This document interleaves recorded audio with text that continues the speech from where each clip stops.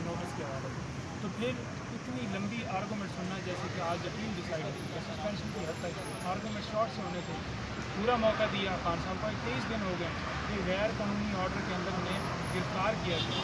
अगले लम्हे अगर ये फैसला आता है कि गिरफ्तार जो किया गया है वो ऑर्डर जो था वो गैर कानूनी था, जो उनके ज़िंदगी के दिन वहाँ पर गुजर गए, जो उनको वहाँ पर तकलीफात दी, हालांकि उनको मुराद बुलंद है, उनको कोई फ़र्क नहीं पड़ता, हमें फ़र्क पड़ता है।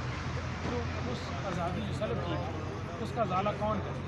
हमें पूरी उम्मीद है कि कल फैसला आएगा। इसमें एक चीज़ जो मैं इससे पहले भी अपने वकील दोस्त के साथ डिस्कस कर रही थी कि ये जो डिलिंग प्रैक्टिस हैं, क्या इसकी मिसाल माजी में भी मिलती है या सिर्फ ये चेयरमैन पाकिस्तान तहरीक इंसाफ के साथ देखिए, मैं ये समझता हूँ कि ऐसी मिसाल तो कभी नहीं मिलती, क्योंकि अगर ये मिसाल देते हैं जी कि PMLN के फलाने लीडर को जनाब इतना टाइम रखा गया है, उन्होंने एप्लीकेशन नहीं की। जब एप्लीकेशन ना दी जाए तो केस कैसे फिक्स है? हमने तो बारहा इस्तदा की, हमारी दरख्वास्त फिक्स भी हो गई।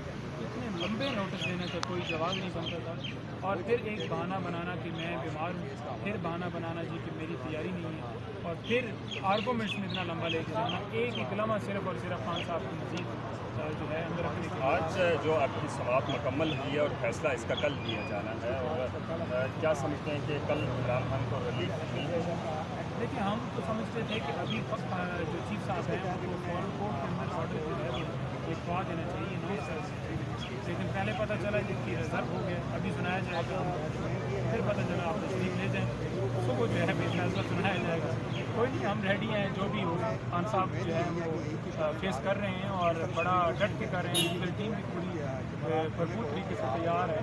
किसी तरह से हमारे ना हौसले पस्त हैं, इंशाल्लाह ये गैर कानूनी सारा प्रोसेस में कहीं नहीं थके। देखिए, ये जंग है, और जंग में जब फिर बंदा निकलता है तो फिर थकावट ज़हन में नहीं रखते कि आप जो है थकेंगे या रुकेंगे या कुछ। बहुत शुक्रिया आपके वक्त देने का। नाज़रीन, पाकिस्तान के दारुल हुकूमत इस्लामाबाद से मुझे दीजिए इजाज़त।